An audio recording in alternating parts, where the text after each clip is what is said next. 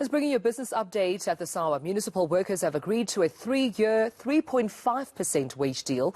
The SA Local Government Association says negotiations weren't easy and a mediator had to be brought in. SALGA, which represents 257 municipalities, has been in wage talks since March. You're right, the negotiations were tough. Our underlying needs going to the negotiations was to secure a below inflation increase. We realized that the union's demands were far in excess of what we could offer, but we stayed the course of the negotiations. We held to the line that municipalities gave us in terms of the mandate, but we also don't want to sound triumphant and as if the unions are defeated. There's something for the unions in the deal when you look at it as a package. On the other hand, fixed investment is lagging and is hindering economic recovery, and it is required to address the jobs emergency. Here's reporter mediator, who tells us why. South Africa needs to see more scenes like this. Factories and infrastructure being built and jobs being created.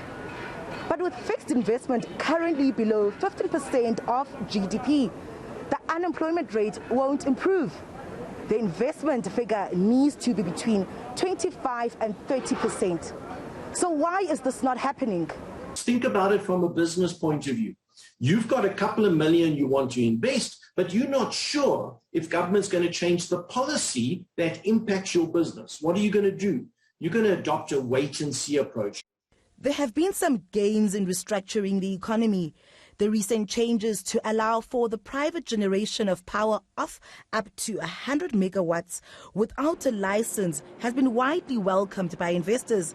There are also some moves to bring on private sector partners to help ailing state-owned companies such as Transnet and South African Airways. But Links says erratic power supply, restrictive labor laws and a strained fiscus remains a big turn-off.